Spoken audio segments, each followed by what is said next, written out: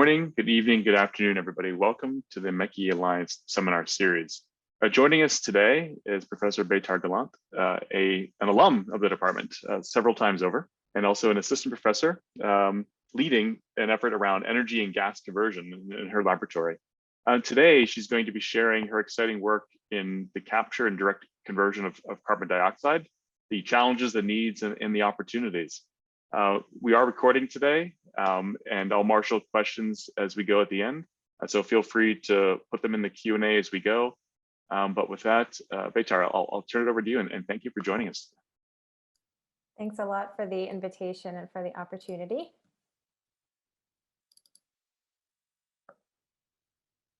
So my research group is at its heart an electrochemistry research group. I like to start my presentations with this forward-looking picture. This is not what we're working on in an immediate context. This shows a direct air capture under development by Climeworks. But what we are thinking a lot about is what happens once we've been able to presumably capture CO2 at scale, and what are the technologies that essentially come next in the pipeline to either facilitate its storage or conversion to hopefully useful products.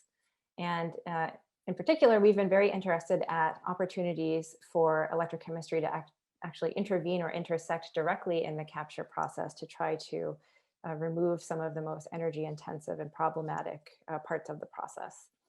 So my goal today is really to offer some food for thought and tell you a bit about what we've been doing and why we think it's important to continue thinking differently in the CO2 space. It's a very large field, so I won't be able to cover everything that the field is doing, but I hope to give you a sense of where I think some opportunities will lie, and then we can have hopefully a nice discussion at the end. I will say that the more I work in the CO2 space, I've come to learn that very humbly, there are no easy answers. So this is a generations old problem actually with many chemical, electrochemical, thermochemical material and other solutions being developed. So like I said, there's no easy answers, but our point of view is that we need to be willing to keep expanding the science so that when policymakers ultimately become very clear about the trajectories that we need to be on with technical specificity, okay, we have an array of options available to us so that we can make the best decisions. Okay, so here's the landscape in which we're really all living and the world we're going to be contending with in coming decades. So this shows what we are facing if we continue along a business as usual scenario of emitting at the scale that we do presently. Fortunately, this is not going to be tolerated any longer thanks to action taken by the Biden administration just last week. So we've already committed to reducing our greenhouse gas emissions by half by 2030, which is exceedingly soon. So the kind of projections vary, but essentially in order to keep global temperature rises below 2 degrees C, we're going to need to really sharply change business as usual and bend this curve as shown here. We're currently emitting about somewhere between 35 to 40 gigatons of CO2 per year on a global scale.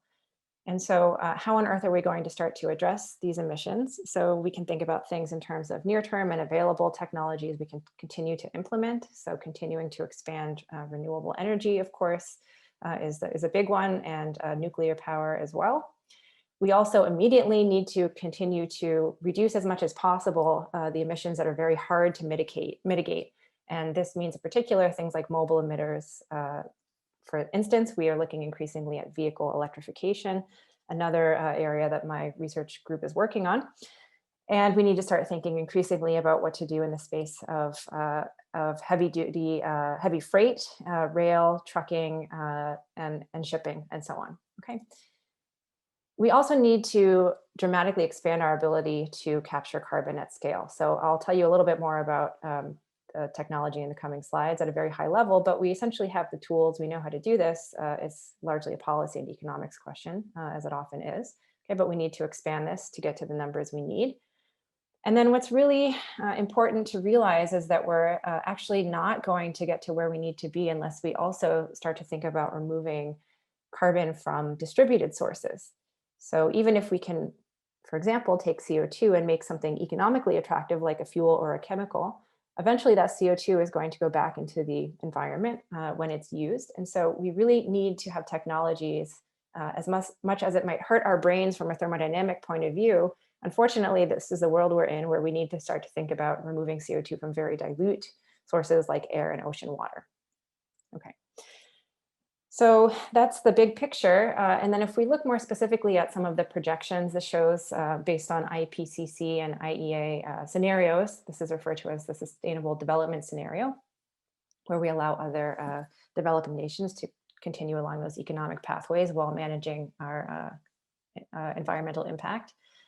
Okay, the scenarios say that essentially somewhere around 2070, we need to be up around 10 gigatons of CO2 captured and managed per year. Okay, and so a part of that is going to, of course, be decarbonization of power plants. Increasingly, we're going to have to extend the versatility of carbon capture to the industrial sector. We need to start managing emissions from carbon intensive industries like iron and steel and cement production. And ultimately, direct air capture, shown here in the little green slice, that's also projected to play a significant role after 2050. And overall, the estimates are somewhere around, we need to actually be storing around 190 gigatons of CO2. So with this number in mind, the question is, where are we today? And the very quick answer is we are very far from this. So we are currently, if we look at all of the pilot plants that are in play right now, globally, we are capturing about 40 megatons per year. Okay, so this is certainly a far cry from the numbers we saw on the previous slide. The technology works, which is why we have this number. But as you can see, there have been fluctuations in the sort of willingness to adapt and pilot this technology over the years. It comes up and down depending on how gas prices are looking, depending on the policy at play, and so on. So fortunately, we've started to see an increase in commitments again in recent years, and this is going to continue to scale up. Okay. I often get asked about storage potential. I won't be talking too much about geologic storage, but if you look at the available reservoirs, and particularly in some of the more desirable types of reactive mafic and ultramafic rock formations where we can mineralize CO2 and store it underground, the capacities are there at least over, say, half a century to a century. Should be manageable if those resources can be developed. Okay, but there are, of course, other risks with storing CO2 underground that I'll just mention very briefly in a few moments. Okay, so what does a technology look like, and how does it work?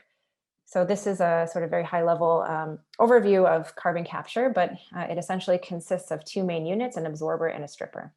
Okay, so the carbon capture unit connects to the power plant. You have to remove some acid gases and do a little bit of pre-treatment, but essentially you then bubble the CO2 into an amine solution. We can generalize this to be any sorbent that is chemically reactive with CO2 and binds CO2 into a new chemical form, typically a carbamic acid or a carbamate. And then this reaction will proceed in the absorber until all of the available reactant is converted to either of these forms. And then you can't bind CO2 any longer. So at that point, the capture-rich solution has to flow to what's called a regeneration unit, where you heat it back up and you can actually thermally reverse this process. So you thermally cleave a nitrogen-carbon bond, CO2 goes back to the gas phase. Typically, this needs to be done under pressure. It's now purified, you have to pressurize it further, and then it can be stored or utilized. So this is a 90-year-old technology. It's considered by many to be matured, although it's still improving at the same time. And there are a few major challenges that have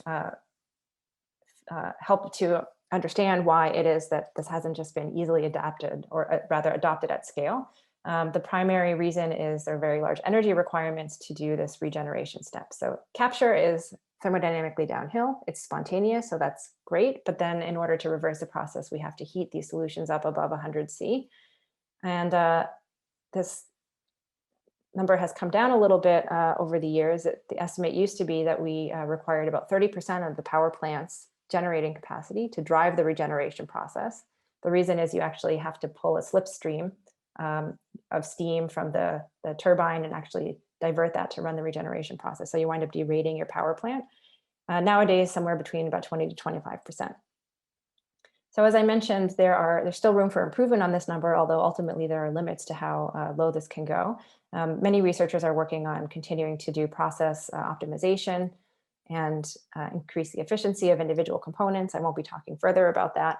There's also a lot of chemical research still going on, looking at developing alternative chemistries, improved amine-based reactants, even looking potentially at non-water-based processes. These are typically conducted nowadays in water, at least in pilot plant scales, but there's been a willingness to consider non-aqueous solvents as well as other solid sorbent materials. But the take-home, I guess, message is that the energy costs are still very high. And the other challenge is that this whole process is still generating CO2, and then it needs to be managed after the fact. So it doesn't provide a storage solution that still has to be sorted out. So then the question is, what do we do with the CO2 after it's been separated?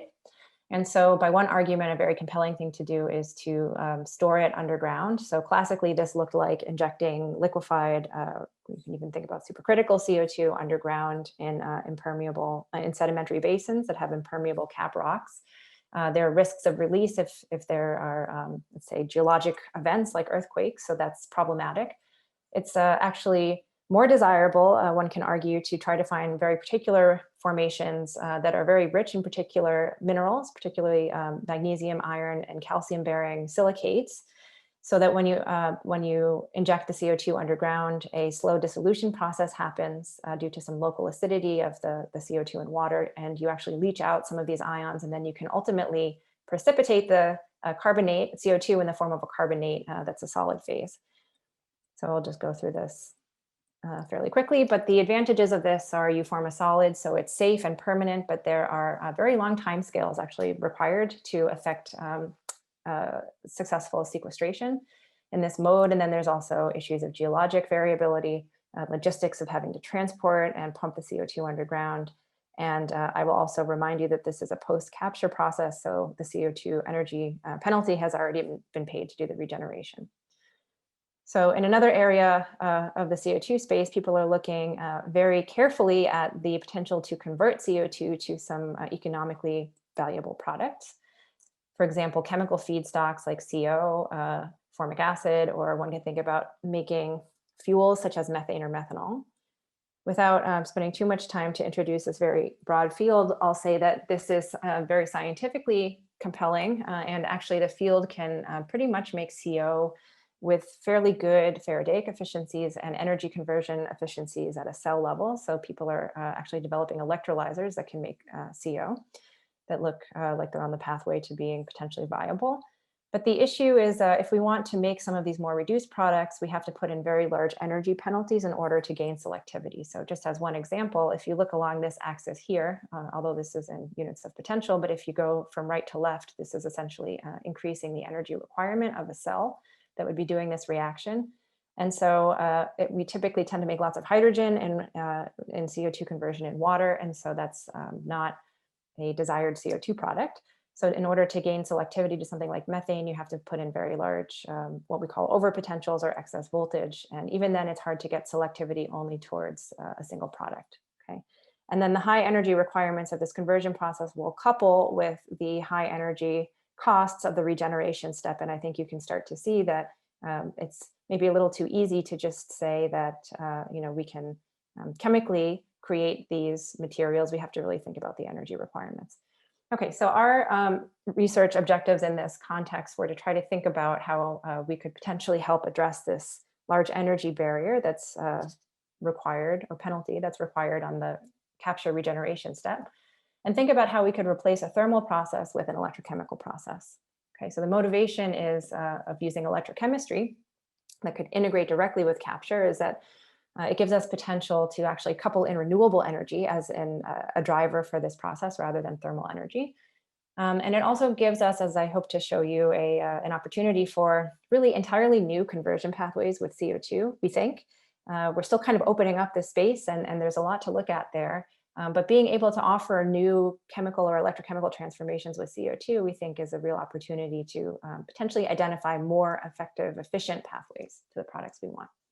So the first research area I'll spend most of my time talking today is our interest in trying to accelerate fixation to a solid phase. So the goal is to take CO2 from, point source emission.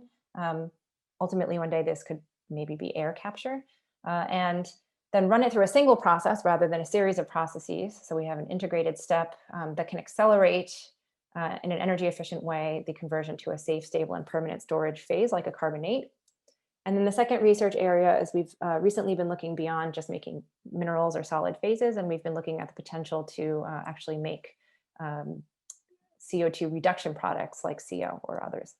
Okay, so a little bit of a background on why electrochemistry with CO2 is very challenging. This is, I would say relatively short part of the story, but CO2 is a linear molecule and relatively inert, which is actually essentially the problem that we face. And it's so stable that forms as a byproduct of all kinds of great reactions that power our lives. So to get CO2 to react electrochemically is not trivial. If you try to react CO2 to CO, for example, in the kind of most simplistic sense, you have to go through an uphill step to create a kind of activated form of CO2. So this is in the most classical sense. If you try to do this with electrons, you're using the electron to activate the CO2, you create a CO2 minus. This is a very large energy penalty as indicated by this barrier eta here. In electrochemistry, we would refer to this as the overpotential, and then relaxes and you form CO2. Okay, so you pay a lot more energy than you'd hope to in order to drive this process. Many researchers have been looking at lowering this energy barrier by catalyzing the reaction. So for example, using copper or silver or other types of metals, you can actually stabilize this activated intermediate, lower its free energy, and potentially lower this barrier. Okay, so this is the goal, but we've explored many thousands of materials and we still don't really have catalysts that can achieve the aims that I indicated a few slides ago, where we'd like to make more reduced products with high selectivity. Although a lot of work is progressing there still. So what we asked is, if we want to think about this differently, what if we take something that's not just CO2 as the reactant? What if we actually think about using the solution environment to actually, in a sense, pre-activate the CO2 to make it more available for facile electrochemical conversion? So we have been pursuing this idea of pre-activated conversion, where we use electrons. We use amines, essentially capture agents, to react chemically with CO2 and provide it to the electrode in an already activated state. And then the idea is here, if these pathways are viable, we can use electrons to break the nitrogen-carbon bond rather than a thermal desorption step, and then hopefully cycle this CO2 to some kind of CO2-derived product. So the requirements, it was very nice to make a cartoon about this, and way back when we were starting this research. But then we had to do the hard work of seeing actually whether this was actually feasible to do. Up until our work, it was unknown actually if nitrogen-carbon bonds like this could actually be cleaved directly with electrons, and whether you could make selective products. So we needed to sort out all of those things out through our research.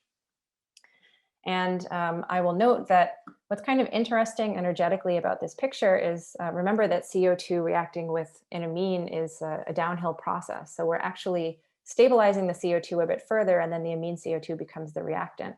And so to make something like CO, we're actually changing the kind of energy landscape. We need to put some energy back in to essentially take the CO2 out of its stabilized state and make another product. But the idea is that if we could kinetically do better than the existing pathways, there could be an overall lower energy requirement in practice. So we started out to obtain scientific feasibility of these reactions by looking actually at amine CO2 reduction in non-aqueous systems. So why did we start there? We actually had looked a little bit at aqueous conversion, but it's rather complicated. I'll touch upon this at the very end, but when you have water around, you make a lot of hydrogen, potentially. There are a number of branching reactions that make the process actually more complex. And so we realized that by working in non-aqueous solvents without water around, we would make a simpler set of products that would be easier to analyze and actually study the feasibility of this carbon-nitrogen bond cleavage in a more controlled environment. And we ended up making cells that use lithium as the anode. I'm not proposing that this is actually what a commercialized device should look like. In fact, lithium is expensive. It's difficult to produce. There are embedded CO2 emissions. I'll talk about that later on in my talk. but it wound up being a nice drop in material to model essentially a source of metal ions. Remember, if we're interested in mineralization, we're interested in reacting CO2 with either alkali or alkaline earth ions. And so we actually already have all the technology we need because we work regularly with lithium. So this was a natural place to start. Okay, let's get to the science. So I'm going to spend some moments to kind of walk you through the discovery process and some of the challenging things we had to consider when we were developing this process. So the very first thing we realized is that there's actually a lot of data out there on carbon capture in a wide range of amine solvents, typically in aqueous, but also non-aqueous. But what's interesting about our systems is now we're proposing to take CO2 capture solution and also use it as an electrolyte. So we need another ion source, a salt, in this environment so that we have ionic conductivity. And this introduced all kinds of interesting challenges because now we have, I would say, multiple ions present in the solution. And we needed to actually find the kind of optimized or let's say some viable solvents that would avoid some of the thornier issues that we tend to see with CO2 capture. So in particular, it's pretty well known that amines in a capture situation, as you increase their concentration and as you go to higher CO2 loadings, we tend to see increases in viscosity, which is a challenge even in conventional capture. And when we're introducing additional salts, there's also the concern about precipitation of some of these materials. So we started by just essentially looking at a very wide alphabet soup of different non-aqueous solvents as indicated up here. We put the amine in here first without the additional salt. We put CO2, bubbled CO2 through, and you can see everything pretty much looks clear and non-viscous. So this was a good starting point. But then when we introduce the salts, some new challenges arise. So in some instances, this is a lithium perchlorate based salt, by the way. And in some instances, we saw significant viscosity increase. So that meant that this was not viable for electrochemistry. And in almost all of the others we looked at, we saw salt precipitation, which means we're basically removing either the amine or the CO2 loaded amine or the salts from solution. So this was not viable either. And we found one that looked good. And so we continued with this for our first kind of scientific study based on dimethyl sulfoxide solvent. And the amine that we've been using is ethoxyethylamine. At this stage, that was the one that we found that worked well, but since then we've expanded that landscape, which I'll show you briefly in coming slides. Okay, so then we set about figuring out or characterizing what is the actual reactant state. So it's well known in carbon capture literature that as you uptake CO2, depending on the environment, one can make carbamic acid or carbamate. So we first did some NMR measurements of CO2 uptake with EEA and DMSO, and we found that all of the species were present as a carbamic acid, meaning it has the COOH here, okay, and there's no ionic form. And then this changed actually when we introduced the salt. So introducing a lithium-based co-salt led to a shift in the speciation of this reactant state. So ultimately, by integrating the right peaks and doing the quantification, we found that this shifted entirely to a combination of lithium carbamate, which is shown up here, and ammonium cations to balance everything out. And what's important is that the lithium is actually associated with the COO minus over here. So actually this interaction is what drives this change. And we actually now understand that this interaction is very important to impart electrochemical activity. So then to see whether these species were actually active, we assembled essentially what looks like a lithium battery, if you look at it from a bird's eye view. So we put lithium metal in the cell, again, as a source of lithium ions, our non-aqueous electrolyte, and simply a carbon cathode. We don't use catalysts. Just carbon seems to actually do the trick. And then we bubble CO2 into the cell and seal it and go on for testing. So the typical characterization we do is shown here. This is a constant current discharge where what we're interested in is allowing the cell to basically discharge. So this is energetically downhill. We just connect the leads and basically the reaction proceeds. And we're interested in how the voltage evolves as a function of the extent of reaction or capacity. So typically capacity is the amount of electrons that have reacted, or we use the unit milliamp hours per gram of carbon in this case. And the key point is this: if we have just CO2 in the cell but no amine, we see very little activity. If we have the amine only without CO2, we also see very little activity. Okay, so no voltage plateau, very low capacities. And this is entirely different when we have both of these key ingredients present. So with the amine present and the CO2 bound to it, we see very nice voltage plateaus around 2.8, 2.9 volts, and very high capacities up to in excess of 1,000 milliamp hours per gram.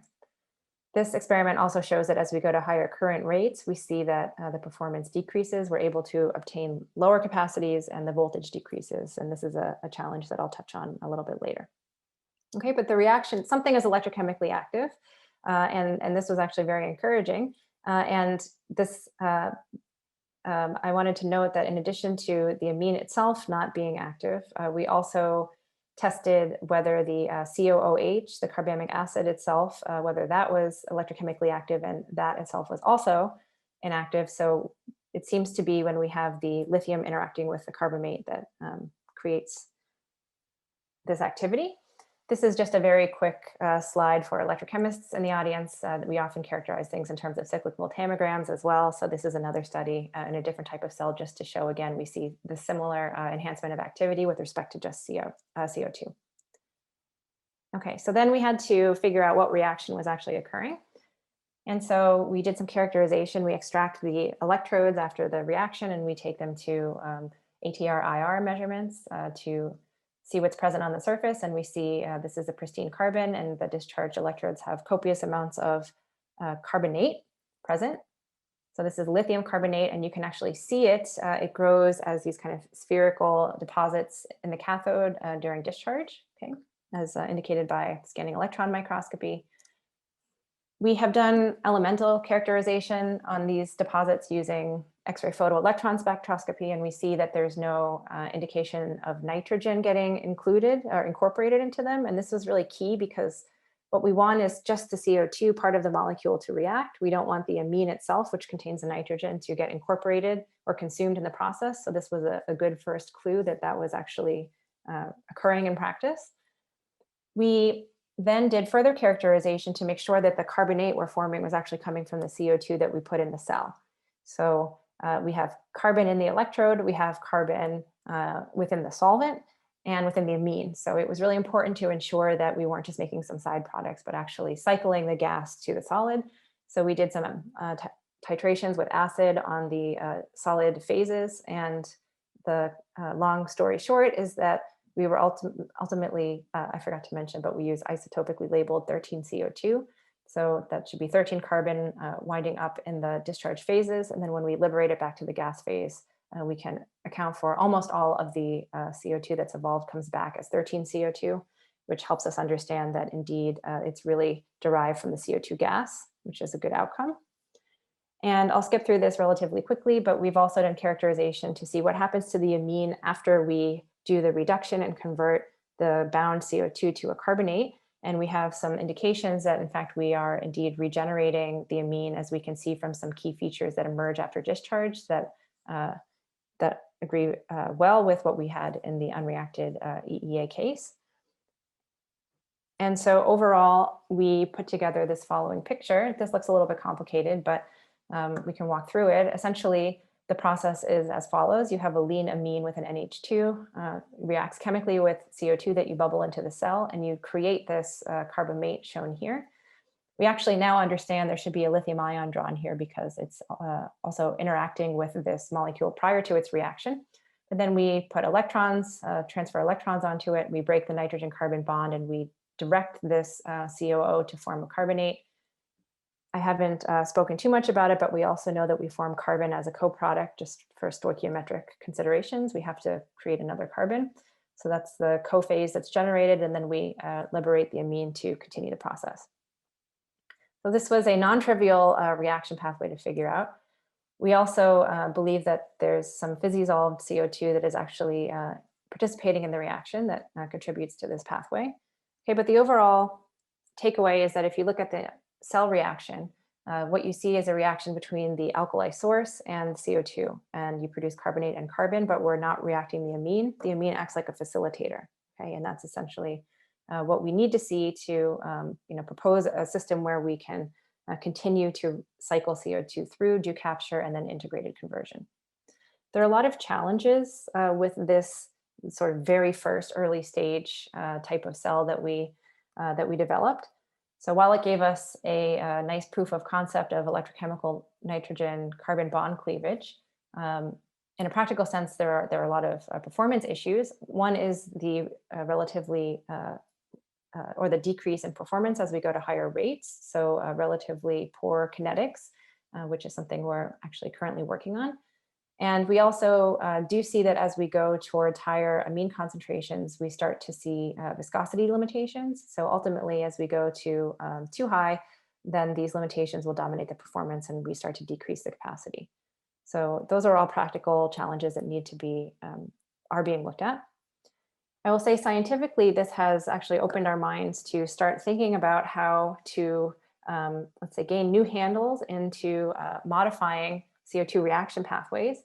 So we started with this kind of simplistic point of view where we have, you know, a CO2 plus an alkali cation and they react together to try to form a product. And as our understanding has evolved, we understand, I would say more precisely, that there are a lot of factors that can tune these pathways.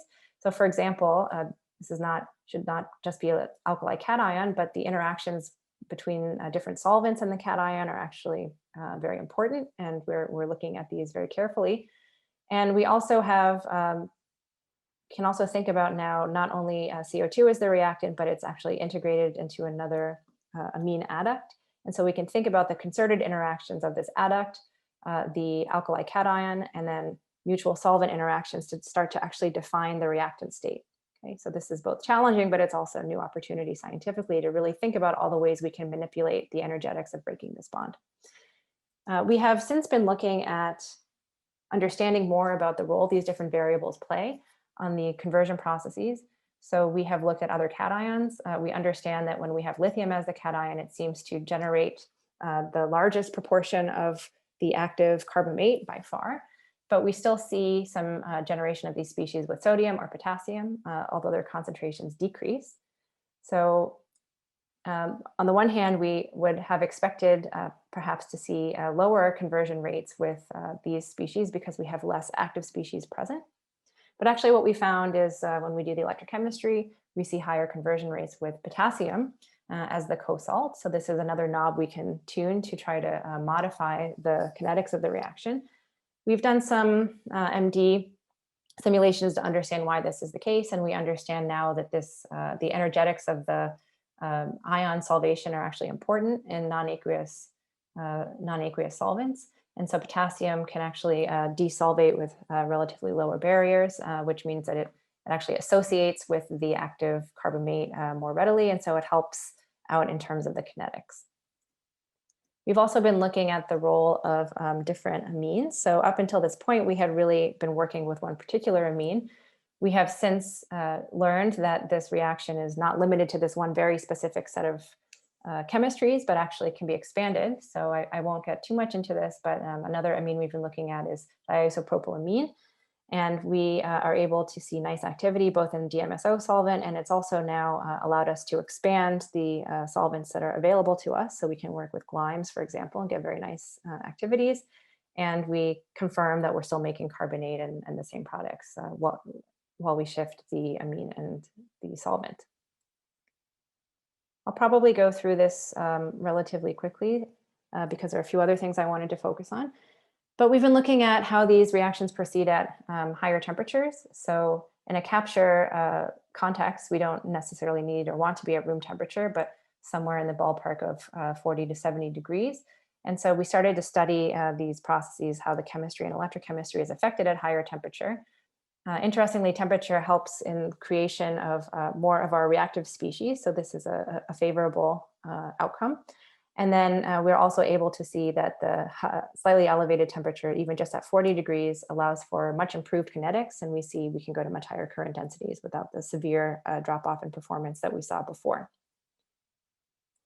We've, with some kind of tailoring of the cell design, we can now operate these cells up to 70 degrees C or so. And we see that actually this shows nicely that with kind of the right chemistry at play, we can actually get substantially improved performance actually at higher temperature. So this is interesting when one starts to think about practical applications.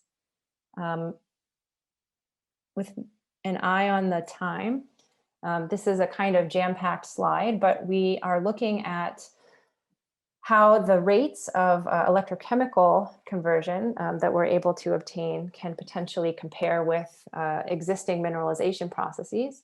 So I apologize, this could be a much longer discussion, but I'll just highlight that I mentioned that at room temperatures and pressures, or typical temperatures and pressures, mineralization rates are actually very low.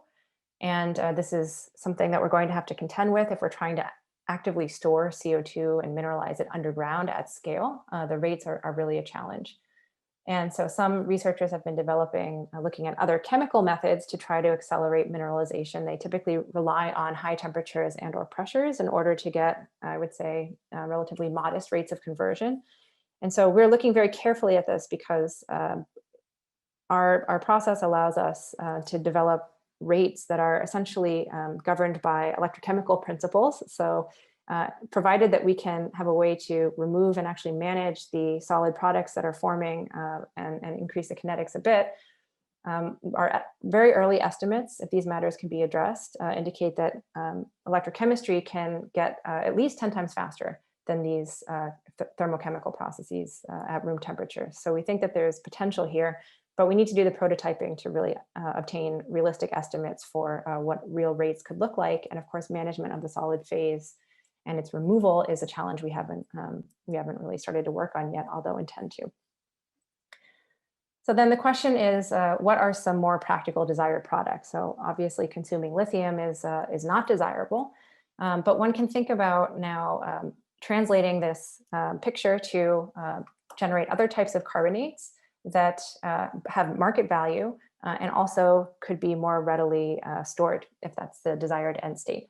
So for example, sodium and calcium carbonate are two materials. They actually serve as feedstocks in many industries, very large market sizes, as you can see here. They also currently have associated CO2 emissions, very high associated CO2 emissions with their production. So if one can think about using CO2 in a non-emitting way to create these products, we can potentially supplant these emissions while still having these products available to us. So I've been working with Elsa Olivetti and her student Olivia Pfeiffer in material science department at MIT to try to estimate whether there is any feasibility of using a metal-based reactant like sodium or calcium to react with CO2. And we need to consider the fact, of course, that there are plentiful upstream CO2 emissions associated with extraction and production of these materials. So if we draw the box in the right way, here I'll just take a moment to mention that what does our system do? So the inputs and outputs to our particular technology, we have to do materials extraction and assemble the cells and so on. So we have to account for that in the associated CO2 emissions.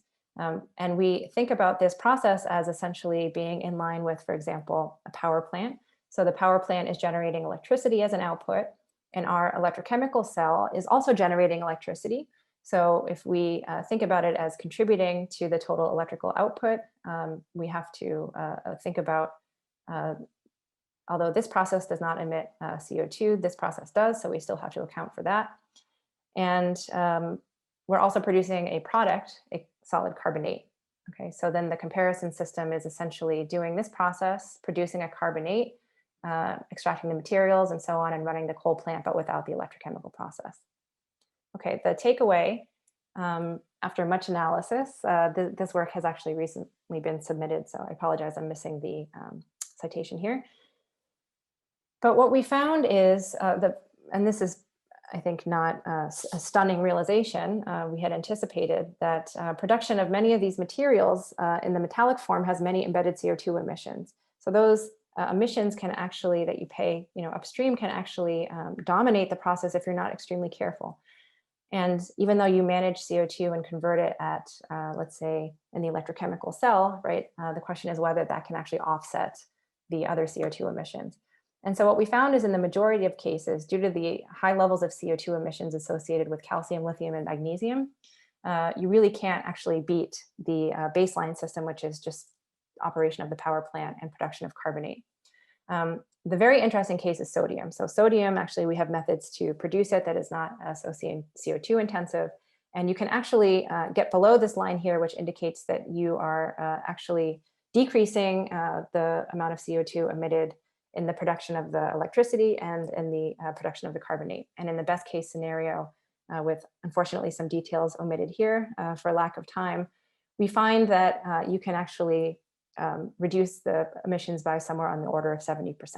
Okay, so these are just estimates, but they start to indicate that at least these processes are not certainly by no means crazy. There are ways to think about constructing them to actually really make a significant dent in CO2 emissions if a lot of the challenges can be addressed. Very quickly, in the next couple of minutes, I just want to highlight that we have been thinking about this integrated capture and conversion not only to make solid materials. That was an interesting starting point, but there are many challenges, as we've just discussed. And we started to think about whether this could also have relevance in the area of chemical or fuel production.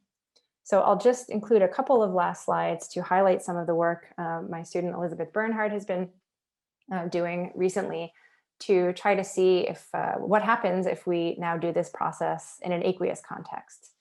And so having learned a lot about the feasibility of nitrogen carbon bond breaking by electrons, we felt more confident to come back and look at this kind of more complicated picture. I also want to acknowledge a very nice study by Ted Sargent's group in Nature Energy of this year that looked at the potential to build upon our platform to try to make reduced products like CO. So we've been doing measurements. This is sort of what they look like in the laboratory, but essentially what look like more classical CO2 reduction experiments.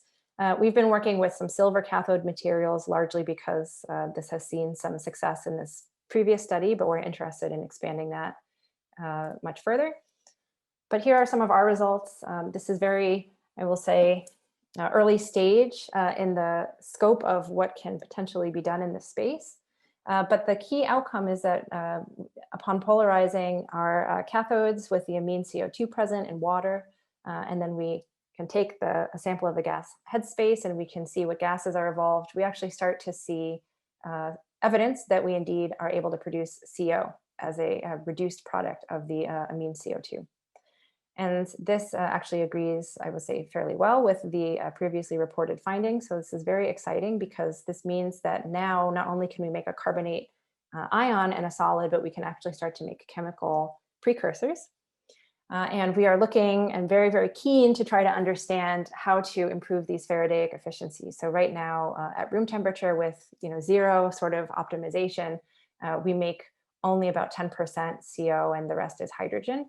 And we are looking very actively at factors that will, of course, increase that Faradaic efficiency. And we're also interested in taking it further to see if there are pathways that can be unlocked to make things like methane or methanol. Okay, that brings me to the end of my talk. Just to highlight, what we've been working on is building what we really think of as a platform approach to integrate CO2 capture with X, where X is an electrochemical process. We've shown that it's possible to make solid phases. We are working on thinking about how do we actually get low carbon sources of calcium ions and sodium ions. If that's the case, we can start to think about maybe shifting this as it needs to away from a lithium reaction to a more sustainable materials basis. So that's work that's all in the pipeline. And we are also interested in the aqueous space with some nice demonstration of feasibility already under our belts. And there are quite a lot of fun variables that we're looking forward to playing around with here. I want to acknowledge my great group. Eliza Kurum has graduated last year with her PhD, but she did all of the groundwork in the non-aqueous systems, and Elizabeth has been carrying this forward, and Sung-Yoon has been working, continuing to work in the non-aqueous space. And finally, funding sources. But I think this is a happier place to end up, so I'll leave it here. And I really thank you for your attention and look forward to some discussion. Victor, thank you. I send you the virtual and the physical applause. Very nice work. Thank you. So participants, please, I know some of you have already started putting some questions in the Q&A, so please do so. The first question that came up was, as you look at the various solutions and platforms, do you see right now an economic opportunity to take something out of the lab and actually, even if it's a small scale, sort of have a commercially viable sort of mechanism to sort of make a viable product? Yeah, that's the hard part. The economics are challenging. So I will say, with respect to the metal, we went after tackling the metal first because really using lithium is, I like to say this very clearly because sometimes people think that I'm advocating for using lithium in a primary cell, and that's clearly not going to make it at scale. What we want to do now that we see the cathode reaction is feasible is we want to think about other ways to source, like I said, these ions into the cell. That becomes a little bit easier to think about if you look at aqueous systems, because we have ways to potentially electrochemically generate these ions or leach them using acid or so on. And then that also helps to address some of the issues with using a non-aqueous solvent. Sometimes in the chemical industry, people say, oh, we don't like non-aqueous, aqueous is much better. So I will say I see a lot of potential in moving in the aqueous space. And if it can be done robustly, I mean, I think we can really learn a lot from the folks who are making now CO2 electrolyzer systems that have potential to make it at scale. So I think we can get there, but that's exactly the key question, right? How much will it cost? Good, thank you. So another question here, aqueous phase CO2 reduction has limited current density because of poor diffusivity of CO2 through aqueous solutions. How does the diffusivity of the amine CO2 couple compare, and can this reaction be brought to high current densities? Great question, great question. So clearly the asker of the question knows one of the key pain points about CO2 conversion, which is in aqueous, right, the solubility is limited. And actually, I didn't mention it, but going to non-aqueous, we have much higher solubilities of CO2, even just in a chemisorbed form. And so that helps on the one hand. What makes it's hard to give a kind of categorical answer about transport, because transport is really challenging in these systems. The reason is that we have inadvertently created a ternary, well, you can count the different components in the environment, but when you take a capture solution and you also try to operate it as an electrolyte, you introduce new constraints, including mutual interactions between all these different components. So we are actually measuring things like diffusivity coefficients right now using NMR, and we are measuring the viscosity, and we are trying to understand what are the unique design principles when you marry these two applications. It's kind of an interesting, if you think about it as a Venn diagram, it's kind of a space that there's actually not much physical chemical data out there. So we're working on that. And when companies, ask me like, when is this technology going to be ready? And I have to tell them we need to do a lot of science first. Sometimes that's disappointing to them, but the reason is that this is actually really a very open space. And so I don't have an answer, kind of an overarching answer, but we have indications that the transport is actually what limits the reactions at higher power. And we can learn from the CO2 capture community because they've learned actually how to design molecules, amines that are undergo less hydrogen bonding and so on. So I think we can really learn a lot there, and I think there's still a lot of room to improve. Very good, very good. Thank you. We'll take one more question here. This is maybe a sort of a question from NASA. Would electrochemistry, which apparently requires bubbling, work in microgravity? Or so is there another solution such that it would be feasible for a spacecraft at scale for people, 2 kilograms CO2 per day per person in space? That's very interesting. I would have to look at, right, so usually absorbers, you're correct, you have active flow of amine and CO2 to enhance reaction rates at a reasonable volume in an absorber unit. So if you're looking at passive uptake, I don't know the numbers off the top of my head about what those rates look like. But it's a good question because, I mean, the uptake of CO2 is exothermic. So eventually, given enough time, it will react with the amine. But that's clearly going to be the rate limiting step. So I don't have an answer, but you've given me a good challenge to work on for homework. Maybe we can discuss more. Very good. Beitar, thank you very much. Wonderful talk and wonderful work, and look forward to sort of further exploration of the successes that you're having on developing the science to bring it to commercialization. Thank you. So this is the MECI Alliance Seminar Series. It's our way to engage with the community, our faculty, our students, our alumni, our external collaborators. In 2 weeks, please join us same time, same channel.